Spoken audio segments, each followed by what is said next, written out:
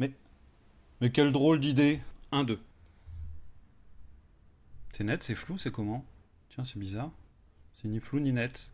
Je suis flou d'un côté, je suis net de l'autre, mais quelle drôle d'idée de faire ce genre de vidéo avec un objectif à décentrement, ou plutôt une bricolade de Helios 44, de vieux zénith objectif russe des années bissextiles, branché sur un Alpha 7R 2. Ouais, pas le 3, parce que le 3 pour l'instant, j'ai demandé si Sony voulait bien me l'envoyer, mais ils ont toujours pas daigné voulu. Voilà, donc on s'en fout, c'est pas grave, je suis pas là pour râler. Salut bande de geeks lumineux, vous êtes bien là où vous avez envie d'être, et c'est Emmanuel Pampuri qui vous parle dans votre poste. Alors aujourd'hui, on va parler de quoi? On va parler non pas d'objectifs à décentrement, mais on va parler d'audio avec l'Olympus LSP4. Olympus qui est une société qui fabrique plutôt des caméras. Hein, on va dire que ça, tout le monde le savait. Il fabrique notamment cette caméra-là, qui s'appelle le OMD EM1 Mark II, que j'avais pu tester, avec lequel j'avais fait un petit court-métrage qui s'appelle Francis. Francis en hommage aux deux grands Francis nationaux que sont Francisca Brel, la cousine à Jacques Brel, et Francis Lalanne, ami cher à mon cœur, salut Francis, voilà, que j'ai connu jadis dans une autre vie. J'avais testé cette caméra qui m'avait surtout bluffé par ses capacités de stabilisation interne, qui à mon avis surpasse de loin, malgré le fait que ce soit un boîtier qui est sorti il y a bientôt 2 ans, un peu plus de 2 ans même.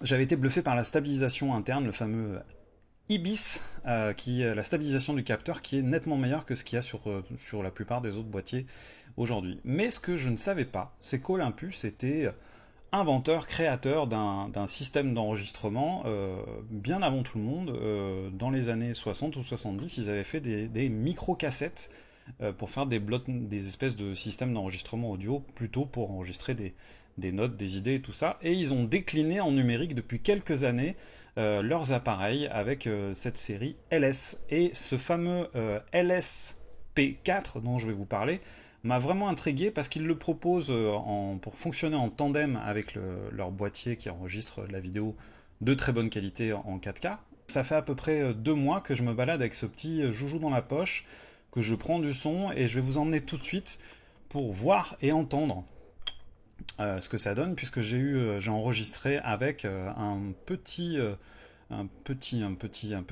extrait de la flûte enchantée de Mozart avec la délicieuse Aura 31. C'était à Los Angeles il y a quelques semaines. On se retrouve tout de suite après cette petite vidéo.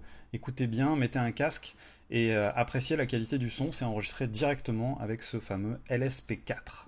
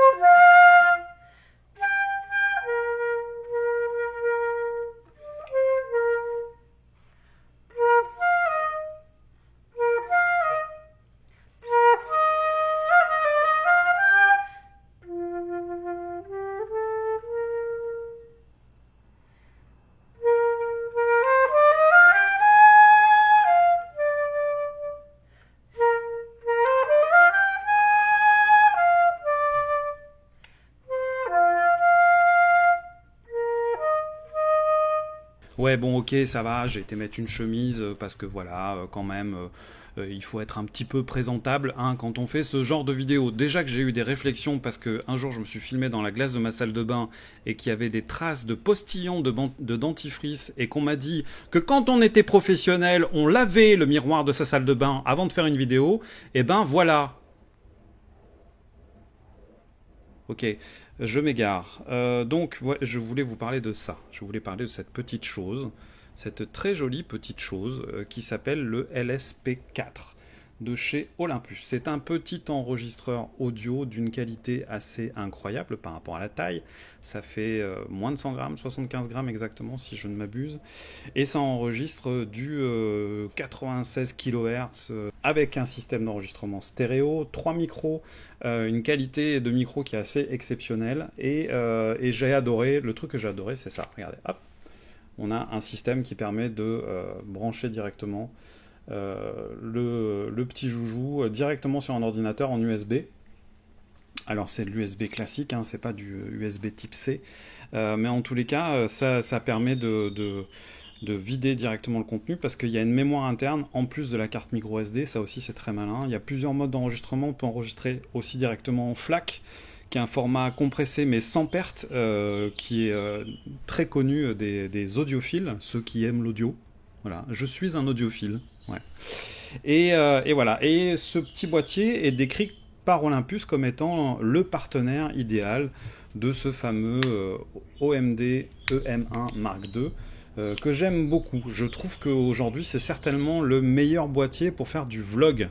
Il est peut-être pas à la hauteur d'un Alpha 7 Sony en termes de qualité vidéo pure, ni d'un GH5 ou d'un GH5S. Mais la qualité est vraiment remarquable quand même et surtout il y a cette stabilisation qui est totalement incroyable. J'ai réussi à faire des plans comme ça à main levée juste en tenant le boîtier ici comme ça avec un petit micro par-dessus ou avec ce petit enregistreur, n'est-ce pas? Et c'est génial. Qu'est-ce que j'ai aimé dans ce truc-là? Cet enregistreur audio numérique, il a la particularité d'être tout petit, d'être super léger et par exemple un des drames du filmmaker, du mec qui fait des petites vidéos tout seul avec sa petite caméra dans son coin, c'est souvent le son. C'est-à-dire qu'on mise beaucoup sur la vidéo, sur la caméra, sur les objectifs, éventuellement sur la lumière, les pieds, tout ça, et on oublie souvent le son. Rajouter un petit micro-canon sur son boîtier, c'est une solution de base, mais l'idéal, c'est quand même d'avoir au moins un ou deux cravates, si possible HF, micro-cravates HF, pour pouvoir faire des interviews. La problématique, c'est qu'on trouve rien de vraiment top en termes de qualité, enfin dans un rapport qualité-prix suffisamment béton pour faire des trucs un peu pro à moins de 500-600 euros et ça va jusqu'à 800-1000 euros pour les trucs un peu plus haut de gamme et je parle pas du très très professionnel avec lesquels travaillent les gens pour la télévision ou le cinéma. Une des solutions alternatives que j'adore, c'est de pouvoir placer ce genre d'appareil dans la poche de la personne que vous interviewez avec un petit micro-cravate filaire. Voilà, vu qu'on a dans les logiciels de post-production maintenant en montage, on a la possibilité, on a des outils qui permettent de synchroniser avec le waveform, avec l'audio. Et donc du coup, vous mettez ça dans la poche de l'interviewé, comme ça, avec un petit micro-cravate filaire que vous allez brancher dessus. J'ai jeté mon dévolume moi là-dessus, j'en ai déjà parlé, c'est le Alave de chez Aputure. Alors ça s'appelle plus Aputure pour la partie audio, ils ont séparé l'entité lumière et l'entité audio, ça s'appelle Deity, je sais plus quoi. Ça vaut moins de 50 euros, c'est une petite bombe, la qualité du son est extraordinaire. Je vais vous montrer tout de suite. Le Alave il a un petit préampli comme ça. Voilà, donc on met ça, je l'allume. Alors, on l'allume quand on l'allume, en plus ça parle. Capacité de batterie élevée. Donc là, je vais pouvoir régler la fréquence d'échantillonnage, je vais pouvoir régler la qualité, si j'enregistre en compressé, en non compressé, en FLAC, en wave, dans ce que je veux. Là, 1, 2, check, check, 1, 2, check, check. Alors, je vais déjà commencer par faire un enregistrement directement avec le micro du LSP4. Donc là, je l'ai directement, il est à 30 cm de ma bouche. Vous voyez qu'il y a déjà une qualité d'enregistrement du son, des micros. Donc je switch, là je repasse sur le micro, qui est un très bon micro Audio-Technica que j'utilise pour enregistrer la vidéo, qui est branché sur l'iPhone en enregistreur. Et là je passe sur le LSP4. Okay. Vous voyez qu'il y a déjà une présence et quelque chose qui est très intéressant. Voilà, on pourrait très bien poser par exemple sur un petit pied sur une table ce genre de micro dans un environnement qui n'est pas trop sonore, ou qui n'est pas trop bruyant. On a une qualité de prise qui est vraiment très très bonne, et sur les instruments, comme vous avez pu l'entendre sur la flûte tout à l'heure, c'est vraiment magnifique. On peut jouer aussi avec, il y a une fonction de zoom, c'est-à-dire qu'on va pouvoir quelque part donner plus de directivité au micro intégré. Donc là maintenant j'enregistre toujours sur le LSP4, mais avec mon cravate, le fameux Alave de chez Aputure, enfin ex-Aputure, qui est branché directement sur l'enregistreur, sur la petite prise jack. Je garde le casque là pour contrôler, mais je peux l'enlever maintenant. Ça c'est important, gardez le casque sur les oreilles quand vous faites du son, parce qu'il n'y a aucun moyen de vérifier que ça marche bien. Il n'y a aucun autre moyen de vérifier que la prise de son fonctionne bien qu'avec un casque sur les oreilles. Voilà, donc ça c'est un petit peu le petit tour d'horizon de cet appareil que j'ai trouvé vraiment très malin, très très bien foutu. Il est vraiment tout minuscule, voilà, et d'une grande qualité. Alors certes, c'est pas un enregistreur multipiste avec plein de fonctionnalités, mais il est super léger, ça coûte vraiment pas cher, et ça vous permet d'avoir une qualité d'enregistrement qui sera bien supérieure à celle que vous pouvez avoir, et aussi des fonctionnalités, une polyvalence par rapport au fait d'enregistrer directement sur le boîtier. Voilà. Le seul bémol que j'ai trouvé à ce truc-là, c'est le système de fixation sur le boîtier que je trouve un peu incohérent. Je vais vous montrer tout de suite pourquoi. Alors c'est pas mal tant qu'on va travailler avec l'écran orientable. Quand on travaille à l'écran, quand on vise avec l'écran, il n'y a aucun souci. Mais par contre, dès qu'on veut travailler avec le viseur, la problématique, je vais vous montrer, c'est ça. Voilà, c'est que le point d'ancrage, en fait, il est sur l'avant du LSP4, au lieu de l'avoir mis sur l'arrière, par exemple, ça aurait été beaucoup plus pratique. Alors, c'est absolument pas rédhibitoire, hein, c'est pas un truc qui va empêcher d'utiliser ce boîtier. Vous pouvez très bien, du coup, utiliser un petit bras magique, c'est ce que je fais moi en général. Une des solutions qui est assez intéressante et qui est un petit truc que j'utilise beaucoup, qui vaut pas grand chose, c'est une petite poignée de chez Shape, petite poignée toute conne en fait, qui est hyper pratique. Vous pouvez l'attacher sur la griffe porte-flash, n'est-ce pas, de votre boîtier, comme ça.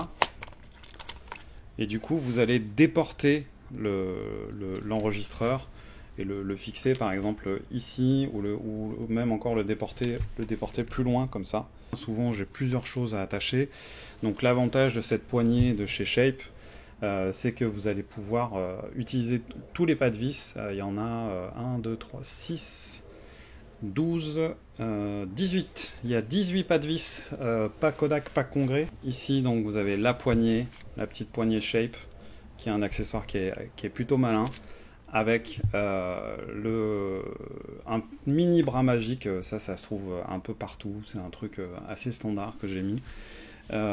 Et voilà. Alors l'autre chose qui peut être très intéressante, bien entendu, et c'est livré avec, vous avez un petit câble qui va vous permettre d'utiliser la sortie de l'enregistreur pour brancher directement sur le boîtier. Moi je préfère ne pas le faire, ce qui permet d'avoir en fait deux enregistrements différents, un enregistrement ici de très bonne qualité, et ici un son témoin, ou éventuellement d'utiliser comme si on avait un multipiste, même si l'enregistrement ici est de moins bonne qualité, on va pouvoir brancher un autre microphone, par exemple le cravate ici, et garder un son stéréo, parce que la stéréo, la qualité du son ambiance ici et sur le LSP4 est vraiment topissime. Voilà, c'est la fin de cette petite vidéo de test. Je vous rappelle que sans vous, je ne suis rien. Je vous rappelle que sans vous, je n'existe pas. Et je vous rappelle que j'ai, comme les autres youtubeurs, même si je m'estime pas être youtubeur, j'ai besoin de vos likes, j'ai besoin des pouces bleus, j'ai besoin que vous vous abonniez, j'ai besoin que vous soyez plus nombreux sur cette chaîne, qui n'est pas une chaîne grand public, donc je comprendrai que c'est moins excitant que d'aller voir les blagounettes des humoristes ou les ténors du genre, mais néanmoins, sans votre pouce bleu, sans votre petit coup de pouce sur Tipeee, j'aurais du mal à continuer à faire ce que je fais. Et voilà, je remercie Olympus, toute la bande d'Olympus qui m'a confié ce matériel en test. J'ai vraiment apprécié, voilà, une marque à suivre parce qu'il y a de l'innovation, parce qu'il y a des trucs qui sont vraiment malins. Juste l'histoire du push-pull sur la bague de points pour passer du manuel à l'automatique, ça je trouve ça super malin. Et en plus, quand on est en manuel, c'est les seuls à avoir un système avec des butées. Alléluia. Et oui, il y en a un qui a pensé, et c'est Olympus. Et quant à la qualité des optiques, c'est juste une tuerie. Là, j'ai le 25 mm qui ouvre à 1,2. Oh, c'est génial. À bientôt les geeks lumineux. Non mais là, si je suis flou, ils verront pas que je suis torse nu. Ouais, bon, d'accord, je vais aller mettre un t-shirt, ça va.